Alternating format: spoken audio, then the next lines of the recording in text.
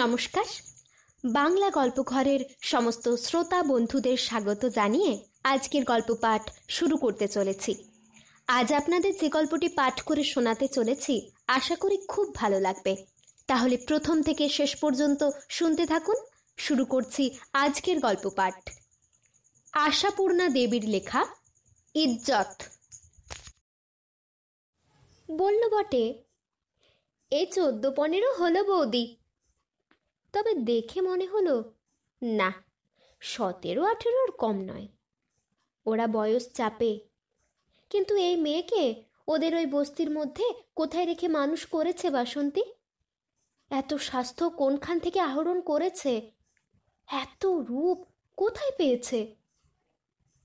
সুমিত্রাই অবাক হয়ে যাওয়াটা চাপতেও পারল না। বলল, মেয়ে যে তোমার পরমা সুন্দরী গো বাসন্তী, তোমার মেয়ে বলে তো মনেই হচ্ছে না। বাসন্তী লজ্জা লজ্জা আর গর্ব গর্ব মেশা একটু হেসে বলল, ছোটকাল থেকে ওই কথাই বলছে সবাই। আসলে বাপের মতো দেখতে হয়েছে। বাপ খুব সুন্দর ছিল বৌদি, সাপের কামড়ে মারা গেল। তারপর শাশুড়ির কি গঞ্জনা, যেন আমি সাপ হয়ে ওনার ছেলেকে কেটেছি। সেই জ্বালাই জ্বলেই তো মেয়ে নিয়ে স্বাধীন জীবনে চলে এসেছিলাম। বলি পরের দরে খেটেই খাবো, তাতে যদি তোমাদের মুখ উজ্জ্বল হয়। তা সে মানুষটাকে তো কেউ দেখেনি বৌদি, তাই আমায় কি বলে ঠাট্টা করে জানো? বাবুদের মেয়ে নাকি আমি চুরি করে এনেছি। সুমিত্রা একটু হেসে বলে, আমারও যে তাই মনে হচ্ছে গো। এতদিন কাজ করে গেলে, তোমার যে এমন একটি মেয়ে আছে তা তো কই আগে তো দেখিনি। বাসন্তীর সেই গর্ব গর্ব মুখটা একটু মিইয়ে যায়। বলে, ছোটকালে সঙ্গে নিয়ে বেরোতাম বৌদি, সাথে সাথে কাজ করে কত এগিয়ে দিয়েছে। ডাগর হয়ে স্তক আর বেরোতে চাইতুননি, বলতো আমি তোর ঘরের সব কাজ করব মা, বাবুদের বাড়ি যাব না, লজ্জা লাগে। তা যাবি না তো যাবি না, কিন্তু এখন মেয়ে নিয়ে ওই বিপদ হয়েছে, যা বললুম আপনাকে। এখন যদি আপনি দয়া করে একটু আশ্রয় দেন। সুমিত্রা অবশ্য বলল, এতদিন কাজ করে গেলে, কিন্তু সত্যি খুব একটা বেশি দিনও নয়। সুমিত্রার পুরনো লোক দেশে গিয়েছিল, সেই 4 মাস কাজ করেছিল বাসন্তী সুমিত্রার কাছে। মানুষটা ভদ্র, কাজটা পরিষ্কার, তাই মনে রেখেছে সুমিত্রা। তাই বলে জানা একখানা অদ্ভুত প্রস্তাব করেছে, মেয়েটাকে রাখো। বস্তির মধ্যে কতগুলো বাজে বদ ছেলে জুটেছে, তাদের জ্বালায় নাকি বাসন্তীর মেয়েটার টেকা দায় হয়েছে। বাসন্তীকে তো খেটে খেতে হবে, মেয়ে আগলে বসে থাকলে তো চলবে না।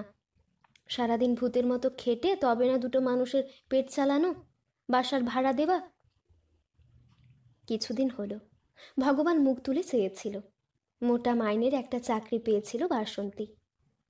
এক বড়লোক বুড়ির রান্না করা, 70 টাকা মাইনে, তার ওপর খাওয়া পড়া, তেল সাবান, ইচ্ছে মতো পান দোক্তা চা। কাজের মধ্যে শুধু বুড়ির দেখাশোনা, ভাই ফরমাস খাটা। বাতে পঙ্গু বুড়ি, কিন্তু খুব শৌখিন। সাবান মাখিয়ে চান করাও, গন্ধ তেল মাখিয়ে চুল বেঁধে দাও, বাতের তেল মালিশ করার পর পাউডার ঘষে দাও। বউরা কত পারবে? তাছাড়া পয়সা যখন রয়েছে, বাসন্তীকে তাই অত তোয়াজ করে রেখেছে, অত টাকা খরচ করে। সুখের সাগরে ভাসছিলাম বৌদি, বাসন্তী বলে। ভোর 5টায় যেতাম, রাত 10টায় ফিরতাম। মেয়েটা ততক্ষণ অবধি এ ঘরে ও ঘরে বসে থাকতো, আমি গিয়ে ঘরে নিয়ে আসতাম। রাতের খাবারটা আর মনিব বাড়ি খেয়ে আসতাম না, নিয়ে আসতাম। 2 মায়ে ঝিয়ে চলে যেত। বলতে গেলে সংসারের খরচ খরচা কিছুই ছিল না। দুবেলা নিজের জন্য 2টো ভাত ফুটিয়ে নিত মেয়েটা। মাইনের টাকা জমেই যাচ্ছিল কমাস, মেয়েটার বের জন্য রাখছিলাম। কিন্তু কি বলবো বৌদি, বাসন্তীর গলায় দার্শনিকের সুর ফোটে। ভগবান লোকটা হচ্ছে দৃষ্টি কিপ্পন, দিতে গিয়েও প্রাণ ভরে দিতে পারে না। একদিকে যদি দেয় তো অন্য দিক থেকে কেড়ে নেয়। সুখ বেশি দিন ভোগ হলো নি। বুড়ির এখন এক নতুন উপসর্গ হয়েছে, রাত জাগা। সারা রাত জেগে বসে খালি ফরমাস। ছেলে বউদের ডেকে ডেকে তুলবে আর এই বলবে, আলো জ্বেলে দে, পাখা নিভিয়ে দে, পাখা খুলে দে, আলো নিভিয়ে দে, এই বলবে। জল দেখাবো, এই বলবে। পান ছেঁচে দেখাবো, আর একটু দেরি হয়েছে কি গাল মন্দ। ছেলেরা সারাদিন খাটছে, অত বড় বিজনেস চালাচ্ছে, রাতে এত বড় উপদ্রব সহ্য হয় বলো? তাই এখন আমাকে ধরেছে, আর 10 টাকা বেশি দেব, বরং তুই রাতে থাক। রাজি না হলে অন্য লোক দেখবে। এখন দেখুন আমার কি উভয় সমস্যে। এদিকে বাসন মাজার চাকরিগুলো সব ঘুচিয়ে বসে আছি। এখন কি উপায় বলুন? বড় মানুষরা এক কথায় ছাড়িয়ে দিতে পারে তো। সুমিত্রা কি বলবে ভেবে না পেয়ে বলে, তাই তো। তাই তো বলে দায় সারলে হবে না বৌদি। আপনার দ্বারে এসেছি, এখন আপনি মারুন আর রাখুন। বাসন্তীর সমস্যাটা বোঝে সুমিত্রা, সহানুভূতিও আসে। কিন্তু দেশে এত দূর থাকতে সুমিত্রার দৌড়েই বা কেন, সেটাই বুঝতে পারে না। এত বাড়িতে কাজ করেছে বাসন্তী সারা জীবন, সুমিত্রার কাছে তো মাত্র কয় মাস। তাছাড়া যাদের বাড়িতে রয়েছে এখন, 10 টাকা বেশি দিলেও যারা বাসন্তীকে রাতে রুগী আগলাতে রাখতে চায় তারা। সেই কথাই বলে সুমিত্রা। তা ওখানেই নিয়ে গিয়ে রাখো না বাপু। বড়লোকের মস্ত বড় বাড়ি বলছো যখন, রুগী আগলানোর সঙ্গে সঙ্গে মেয়ে আগলানো হবে। তা বাসন্তী কপালে হাত ঠেকায়। বাসন্তী ক্ষুব্ধ গলায় বলে, সে কথা বলতে কি কসুর করেছি বৌদি? হাতে পায়ে ধরেছি। তা বাবুরা বড় কড়া, রাজি হলো নি। বলে বাড়ি ভর্তি চাকর বাকর। সেই স্তক আজ 2 দিন ধরে যত জানা চেনা বাড়ি আছে ঘুরছি একটু আশ্রয়ের জন্যে। কেউ রাজি হলো নি বৌদি। একজনা এক ছুঁতো দেখায়। মেয়েটাকে সঙ্গে নিয়ে বেড়াচ্ছি, যদি ওকে দেখলে মনিবের মায়া আসে তা। সুমিত্রা মনে মনে বলে, তোমার দাবার চালে ভুল হে বাসন্তীবালা। বরং যদি মেয়েকে না দেখাতে কেউ হয়তো রাজি হতো। ওই আগুনের খড়পাকে কে রাখবে ঘরে, কে দেবে আশ্রয়? তা তুমি নিজে থাকবে না কাছে, তা হয় কখনো? মেয়েটা ওদিকে বারান্দার কোণে দাঁড়িয়ে রয়েছে। পরনের সস্তা মার্কা একখানা জ্যালজ্যালে ডুরে শাড়ি, আর বোধহয় ফুটপাতে কেনা একটা তেমনই জ্যালজ্যালে লাল ব্লাউজ। তাতে এত খাসা দেখাচ্ছে, একবার দেখলে আরও একবার দেখতে ইচ্ছে হয়। ইচ্ছে হয় এই ভেবে, এই মেয়ে যত্ন আত্মীতে থাকলে, ভালো সাজসজ্জায় থাকলে কত সুন্দর দেখাতো। সুমিত্রা ভেবে নেয় নিজের পুরনো শাড়ি জামা কিছু দেবে। সুমিত্রা মনে মনে ভেজে ফেলে কোন কোনটা দেবে। লাল ফুলের জর্জেটটা জায়গায় জায়গায় পিঁজে গেছে, অথচ রংটা এখনো উজ্জ্বল ঝকঝকে আছে, ওটা দেবে। আর নীল ব্যাঙ্গালোরটা যদিও আসতো, তবে একদম সেকেলে হয়ে গেছে বলে বাতিলের কোঠায় পড়ে আছে, সেটাও দেবে। তাছাড়া 2-1টা বেশি ডোব খাওয়ার ছাপা শাড়ি। জামা তো অজস্রই আছে, সুমিত্রার গায়ের জামা ওর হয়ে যাবে। মনশ্চক্ষে মেয়েটাকে সেই লাল নীল শাড়িতে সাজিয়ে দেখে নেয় একবার সুমিত্রা। উপরোধে পরে একটা ক্যানভাসের মেয়ের কাছ থেকে একদিন একটা অনামী কোম্পানির পাউডার কিনেছিল সুমিত্রা, পরেই আছে সেটা, সেটাও দিয়ে দেবে ঠিক করল। মায়া লাগছে দেখে, কেমন যেন আক্ষেপও আসছে। আহা, এমন মেয়েটা ঝিয়ের মেয়ে হয়ে বস্তিতে পড়ে আছে, কিছু উপহার দিয়ে যেন আক্ষেপটা মেটানো। বাসন্তী বলেছিল, বাঘের গুহায় বাস করছি বৌদি, সাপের গর্তই কাটাচ্ছি, মেয়ের ওই রূপী কাল। সুমিত্রা ওকে সাপ বাঘের হাত থেকে রক্ষা করবার কোনো উপায় আবিষ্কার করতে পারছে না, অথচ সেই কাল রূপটাই যাতে বাড়ে তার তাল করছে। মজা এই, সুমিত্রা নিজের বুদ্ধির এই অসঙ্গতিটা ধরতে পারছে না। সুমিত্রাকে একটু চুপ করে থাকতে দেখে বাসন্তী বোধ করে ভেবে নেয়, মৌনং সম্মতি লক্ষণম, ওদের ভাষায় নিমরাজি। তাই বাসন্তী ব্যগ্রভাবেই বলে, তাহলে আজ থেকেই রেখে যায় বৌদি। আপনাদের এঁটো কাটা দুটো খাবে, যতটা পারবে খাটবে। রান্নাঘরে যদি ঢুকতে দেন তাহলে আপনার রান্না বান্না সবই করে দিতে পারে, ঘরের কাজও যা বলবেন। সুমিত্রা অন্যমনা হয়ে যায়। সুমিত্রা আসতে বলে, কাজের জন্য কিছু না, কাজের লোক তো রয়েছে আমার, দুটো মানুষের রান্নাই বা কত। তবে ভাবছি তোমার দাদাবাবুকে না জিজ্ঞেস করে। বাসন্তী বোঝে মনটা নরম হয়েছে। বাসন্তী এই সুযোগে ব্যস্ত গলায় বলে, দাদাবাবুকে আবার জিজ্ঞেস করবার কি দরকার বৌদি? আপনিও যা আর দাদাবাবুও তাই। ঘরের সংসারে আপনিই তো রাজা। আপনার বাড়িতে বামুন চাকর নেই, শুধু মেয়ে লোক, তাতেই আপনাকে ধরেছি বৌদি। আপনি আর না করবেন না। আজ না হোক কাল দিয়ে যাব জামা কাপড় সমেত। জয়ী, আয়, মামিমাকে পেন নাম কর। এখানেই থাকবি, মামিমার হাতে হাতে মুখে মুখে কিছু করবি। যার দিন না বিয়ে হয়ে শ্বশুর ঘর যাচ্ছিস, এই মামার বাড়িতে তো স্থিতি। সুমিত্রা তবু ইতস্তত করে, বলে, কিন্তু আমি বলছিলাম মন টিকবে কি টিকবে না। আর কিন্তুর কিছু নেই বৌদি, বাসন্তী আবেগের গলায় বলে। আপনার মতন মানুষের কাছে মন টিকবে না? কি যে বলেন! অহরহ জমের মুখে থাকতে থাকতে মেয়েটা যেন সিটিয়ে সিটিয়ে কাঠ হয়ে গেছে। ছোঁড়া হারামজাদারা দেখতে না দেখতেই ওকে শুনিয়ে শুনিয়ে শীষ দেবে, অসভ্য গান গাইবে, অঙ্গভঙ্গি করবে, টিপকলে যেতে আসতে ইচ্ছে করে গায়ে ধাক্কা দিয়ে যাবে, জানেন? আরও যা জ্বালা, সে কথা মুখে আনাও পাপ। বাসন্তী গলাটা খাটো করে সে পাপ কথাটাই মুখে আনে। সুমিত্রার মুখটা সাদাটে দেখায়। বাসন্তী চোখে আঁচলটা চেপে বলে, সাধে কি আপনাকে উপরোধ করছি বৌদি? গরিব হই, বাসন মেজে খায়, তবু মেয়ে ছেলের একটা ইজ্জত তো আছে। আপনারা লেখাপড়া জানা মানুষ, বোঝেন সব। ও সেই ইজ্জতটা রক্ষের দায় আপনার। সুমিত্রার বুকের ভিতরটা কেমন যেন ধকধক করে ওঠে। ওই সুন্দর মেয়েটাকে বাঘে খেতে আসছে। সুমিত্রা একটু ইচ্ছে করলে তা থেকে বাঁচাতে পারে। মেয়েটার মাথার উপর ফনা তোলা সাপ ফোঁসা ফোঁসাচ্ছে। সুমিত্রা একটু দয়া করলে তা থেকে রক্ষা পাবে। সুমিত্রা সেটুকু করবে না? সত্যি সুমিত্রার কি এমন অসুবিধে যদি একটা গরিব মেয়ে তার বাড়ির এক কোণে আশ্রয় পায়?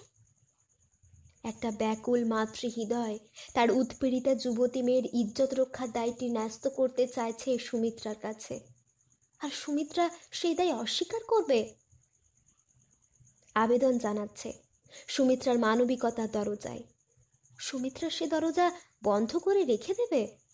সুমিত্রা বলবে, তোমার মেয়ের ইজ্জত রক্ষার দায় আমার ওপর চাপাতে এসেছো কেন বাপু? তুমি বোঝো গে। এ কথা বলবে সুমিত্রা? সুমিত্রা তা বলতে পারবে না। সুমিত্রা তা বলতে পারল, তাই বলল। এরপর আর বাসন্তীকে রক্ষা সম্ভব হলো না। বাসন্তী বৌদিদির পা না জড়িয়ে ছাড়ল না। সেই হাত মাথায় মুখে বুলিয়ে বাসন্তী বলে, জানতাম আপনার দয়া হবে, আমি জানতাম। আপনি যে শিক্ষিত ভগবতী।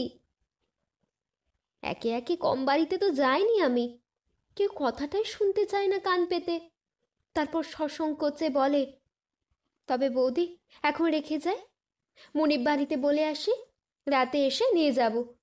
আজকে রাতটা মায়ে ঝিয়ে একত্তরে থাকবো, সকালে ওর জামাটা কাপড়টা সঙ্গে করে দিয়ে যাব। আচ্ছা। সুমিত্রা মনে মনে ভাবে, কাপড় জামার অভাব আমি রাখবো নাকি তোর মেয়ের? সুমিত্রা তারপর আলমারি খুলে পুরনো শাড়ি জামা বাছতে বসে। এরপর মেয়ে দেখতে এসে চমকে যাবে বাসন্তী। মেয়েটা রূপসী নয়, মুখের চেহারায় বেশ একটা ভদ্র মার্জিত শ্রী। একে সুমিত্রা নতুন জীবন দেবে। সুমিত্রা ওকে লেখাপড়া শেখাবে। সুমিত্রা নিজের ওজন না বুঝেই ভাবতে বসল, কিন্তু মোহিতোস তো আর সুমিত্রার ওজন সম্পর্কেও অনবহিত নয়। তাই মোহিতোস তীব্র প্রতিবাদে বলে ওঠে, কথা দিয়ে ফেললে মানে? একবার জিজ্ঞাসা করবার দরকারও মনে করলে না? সুমিত্রা অপ্রতিভ হয়ে গিয়ে বলে, এমন কাকুতি মিনতি করলো। করবে না কেন? কার্যসিদ্ধি করতে ওরা পায়ের ধুলো চাটতেও পারে, তাই বলে এত বড় একটা দায়িত্ব নেওয়া অসম্ভব।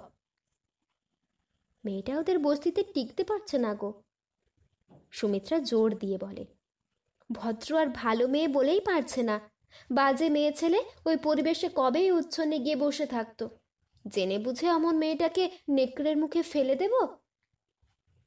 জগতে কত কি ঘটছে, মহিতোষ বলে। তুমি সবাই দায়িত্ব নিতে পারবে? সবাইয়ের না পারি, একজনেরও তো পারি।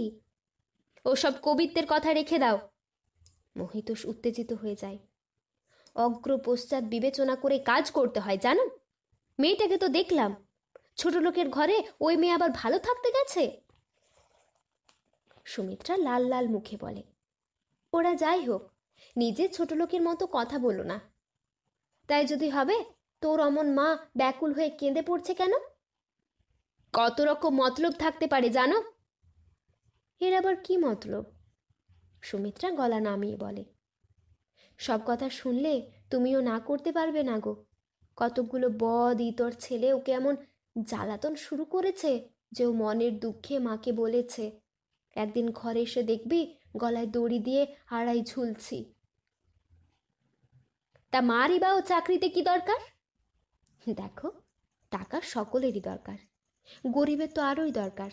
মেয়েটার বিয়ের জন্য বেচারি, মোহিতোষ তাচ্ছিল্যভাবে বলে, বাসন মাজা ঝিয়ের মেয়ের বিয়েতে 1,000 টাকা লাগবে? হ্যাঁ?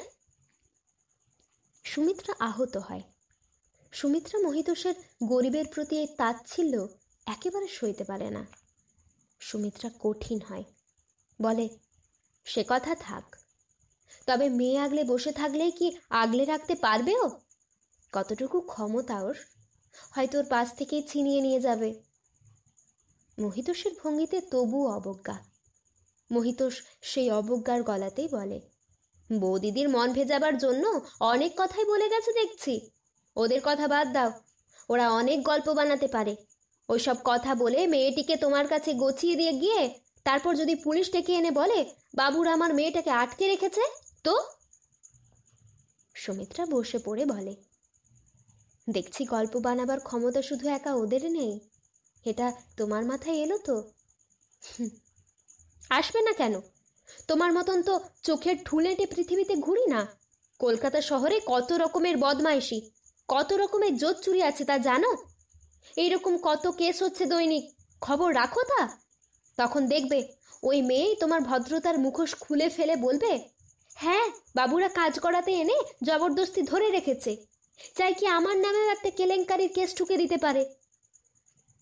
তাতে ওর লাভ কি? পাথরের মতো গলা সুমিত্রার। মহিতোষ ব্যঙ্গ হাসি হেসে ওঠে, মনে হচ্ছে তুমি যেন এইমাত্র পৃথিবীতে পড়লে। লাভ কি জানো না? কান মুচড়ে টাকা আদায় করা। যেসব বদ গুন্ডা ছেলেদের কথা বলছে তারাই হয়তো ওর সহায়। বাড়ি চড়াও হয়ে এসে নোংরা গালাগাল দেবে, হল্লা করবে। না না, এ অসম্ভব, পত্রপাঠ বিদায় দিয়ে দাও। ওই যে বললে রাত্রিরে নিতে আসবে নাকি, তখনই বলবে, না বাপু, দাদাবাবু রাজি হলো না। সুমিত্রা স্থির চোখে চেয়ে বলে, তার মানে ওই বাসন মাজা ঝিটার কাছে স্বীকার করতে হবে এ সংসারে আমার কোনো ক্ষমতা নেই? মহিতোষ এই অভিযোগের কোনো গুরুত্ব দেয় না। মহিতোষ অবহেলায় বলে, ও ভারী একখানা লোকের কাছে তোমার মানটা খাটো হবে। কবিত্ব রেখে একটু প্র্যাকটিক্যাল হতে চেষ্টা করো দেখি। আর ধরো এসব কিছু হলো না, ধরো দৈবক্রমে ওই বাসন মাজার ঝিটা সত্যি কথাই বলছে, তা সে ওর মেয়ের কথা, ও বুঝবে, বস্তির সবাইকে বলে রাখুক না। তাহলে স্বীকার করছো বস্তির সবাইকে বললে তারা ওর মেয়ের ইজ্জত রক্ষার দায়টা নেবে? মহিতোষ সহোৎসাহে বলে, তা নেবে না কেন? সবাই তো আর খারাপ নয়। অনেক গেরস্থ লোক আছে, ছেলে মেয়ে নিয়ে সংসার করে, তারা সবাই একজোট হলে ছোড়াগুলোকে টিট করতে কতক্ষণ? তার মানে তুমি বিশ্বাস করো ওই বস্তির লোকগুলোর মধ্যে তোমার থেকে অন্তত বেশি মনুষ্যত্ব আছে, ক্ষমতাও বেশি আছে? বলো, বলে নাও যা খুশি। মহিতোষ বলে, তাহলেও তোমার এই বাসন্তীবালার রূপসী কন্যাটিকে আশ্রয় দেবার ব্যাপারে রাজি নই আমি। এসব জাল জোচ্চুরি না হলেও ও মেয়ে ঘরে বসেই কেলেঙ্কারি ঘটাতে পারবে। সুমিত্রার ঠোঁটের কোণায় একটু বাঁকা হাসি ফুটে ওঠে। কার সঙ্গে? চাকর বাকর তো নেই বাড়িতে। মোহিত হ্যাঁ হ্যাঁ করে হেসে ওঠে। তা মনিবের সঙ্গেও তো হতে পারে। যা মুন্ডু ঘুরিয়ে দেওয়া চেহারা! সুমিত্রার ঠোঁটের কোণায় সেই বঙ্কিম রেখাটি আর মিলয় না। সুমিত্রা বলে, তাহলে তো আরোই রাখতে হয়, সোনা কি পেতল যাচাই হয়ে যায়। মহিতোষ অবশ্য ঠাট্টা করেই বলেছিল। এবার মহিতোষ রেগে ওঠে, বলে, আজে বাজে কথা ছাড়ো তো। ওর মা এলে সব কথা বলে দিও, ওসব আশ্রয় ট্রাশ্রয় হবে না। বলাটার ভার না হয় তুমিই নাও। আমি আমি কি জন্যে? আমি তোমার ওই ঝিটির সঙ্গে কথা বলি নাকি? যা বলার তুমিই বলে দেবে। তা বলেই দেয় মহিতোষ। ঘরের মধ্যে থেকে শুনতে পায় সুমিত্রা, শুনতে পায় বাসন্তী কাঁদো কাঁদো গলায় বলছে, বৌদিদিকে আবার ডেকে দিন না দাদাবাবু, তেনার সঙ্গে আমার কথা হয়ে গেল, আমি বড় মুখ করে ও বাড়িতে বলে এলাম। মহিতোষের গলা শোনা গেল, বৌদির মাথা ধরেছে, শুয়ে আছেন। তা আমি একবার দোরগোড়ায় যাই না দাদাবাবু, বলে আশা দিয়ে আশা ভঙ্গ করবে না বৌদি। না না, ওকে ব্যস্ত করা যাবে না, শরীর বেশি খারাপ, মাথা তুলতে পারছেন না। আরও কিছুটা কাঁদল বাসন্তী।